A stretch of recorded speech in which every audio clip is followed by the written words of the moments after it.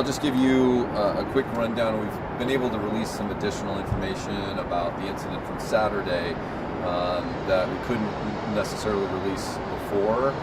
So I'll kind of go through that, and then you guys can certainly ask questions if you want. So the call happened a little after 1 o'clock at the Safeway, 13 in Lovejoy, where Central Precinct officers were dispatched to report of a threat with a weapon. When they arrived, they learned that the suspect had come in, approached two uniformed security officers that worked for the grocery store, identified himself as a U.S. Secret Service agent, and then produced a handgun, pointed it at the security officers, and pulled the trigger. Fortunately, the gun did not go off, and there was no shot fired. But the security officers immediately responded to the threat and began scuffling with him. During the scuffle, or shortly after, I'm not sure exactly the timeline, but he had an instrument case, like a guitar case or something, that was on his person that fell off. He left with the handgun, but left the instrument case behind. So the officers found a shotgun inside the instrument case, and it was loaded with shells, with shotgun shells, and on the shells were written messages that were threatening the president. So there's a number of highly concerning things that were all happening kind of at once. And so officers from Central Precinct, pretty much the whole precinct, was up here searching for the suspect at the time. They brought in some resources from other precincts, trying to make sure that we did everything we could to try to find this guy in the moment. Unfortunately, that was not successful. We were not able to locate him, and we did not know his identity at the time. So subsequent to that, the case was picked up by the Enhanced Community Safety Team. Because of the U.S. Secret Service angle, the fact that he was impersonating an agent, the fact that there was a potential threat to the president, that prompted them to bring in the Secret Service as part of the investigation. They provided some investigatory assistance, which was super helpful, allowed the investigators to figure out who this guy was and where he lives, and we found out that he lives in the apartments behind us. So that's kind of the new information.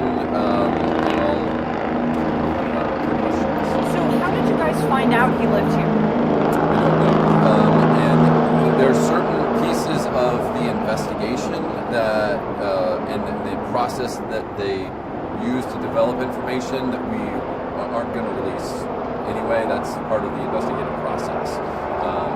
I know that there have been questions about whether there were other incidents involving this guy. I'm not aware of any. I'm only aware of the one that happened on Saturday. When you guys tried to apprehend him and you guys deployed gas and evacuated everybody, what happened after that? Well, it's important to point out that the gas deployment was a significant amount of time from the initial initiation of the service of the warrant. I think there was some confusion this morning about people thought that we immediately launched gas into the apartment. That wasn't the case at all. In fact, the officers got there. They brought in some armor. Obviously, this is the Special Emergency Reaction Team, so they have a lot of tools. So they got set up, knocked on the door. They used some charges to breach the door, and they announced themselves Portland Police. They told the guy to come out with his hands empty. That's important. And they gave a force warning, which is part of our policy. We're required, when feasible, to give a force warning. So that happened in this case. The officers communicated to him that he needed to come out, or force could potentially be used against him. And they specifically even named, gas as being one of those options. So after a significant amount of time, again, I think it was about 35 minutes or so, they needed time to evacuate the rest of the floor because they knew the gas would potentially affect neighbors as well. That's when they launched the CS and the OC Vapor. So both of those tools kind of working together were successful, brought him out. Unfortunately, he did not come out with empty hands like he was asked to. He had a handgun in his hands. one of the CERT officers reported that he pointed the handgun at him, and that's basically subsequent. It's basically at the same time that the shots were fired. Do the other officers also corroborate that they saw a gun? I don't. The interviews are actually still happening, so I can't answer that question at this point. I don't know who saw what. I mean, there were numerous members of the CERT team that were there, and so as part of the investigative process, the detectives will interview each and every one of us. Can you speak to the large response to this with gas, and then of course it ends in a shooting? It sounds like this was an individual that you had identified as being particularly dangerous. Yeah, there was a tremendous amount of concern about the risks to the public with this guy and risk to the officers involved as well. I wouldn't say that it's necessarily unusual for CERT personnel to use armor, to use gas, to use other tools. There was a drone there. They have an interior drone. So all of that is pretty typical. I think we have our canine. There's a canine assigned to the CERT. So use of all those tools is kind of always on the table when we're dealing with potentially armed suspects. And sometimes people don't realize, but they're serving search warrants and arrest warrants multiple times a week, somewhere in the city. So I would not say that this particular case was unusual in terms of we were dealing with a dangerous suspect, but the fact that he was in an apartment that was in the most densely populated area of the entire state of Oregon, lots of other residents. We have buildings across the street. We have people down on the street. All of that comes into play when they're making planning and making decisions about how to approach a situation. There's no question that this was a challenging warrant to serve, and we're very fortunate. We have some highly professional tactical teams here in Portland that have a ton of experience at planning some of these more difficult situations,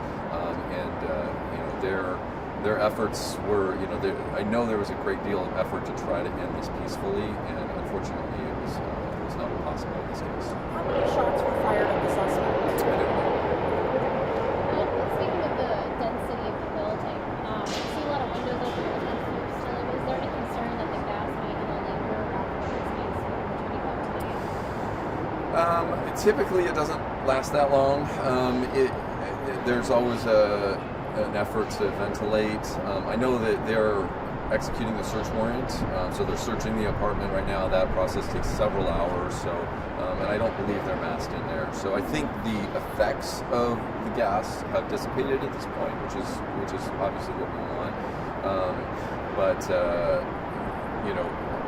It's always a concern. I mean, it's not like we understand that it affects others when gas is deployed. But we also know that it's an important tool that really does work when you're dealing with somebody who's refusing to come out. There's not a lot of other tools in our toolbox that we can use to get someone to come out in a situation like this. Will the officers who were involved be on administrative leave? The officers who are involved are going to be on standard administrative leave. That's protocol for every one of these situations, and the amount of time that they're on leave kind of depends on the course of the investigation. And that's 3 officers? 2 officers use deadly force, so there'll be 2 of them that are on leave for the time being. Both of them are members of CERT. And both of them shot? Both of them fired their weapons, yes. And I've spoken with some neighbors who say that this suspect is kind of known in the building for, I guess according to them, would scream in the building about trauma and his feelings and the way he's seen in the movies. Is there any indication that this person might have experienced a mental health crisis?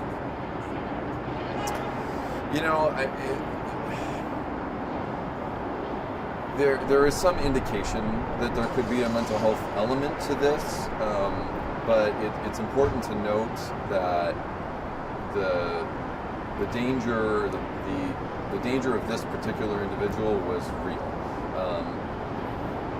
We have really the best crisis negotiators we believe, in the country.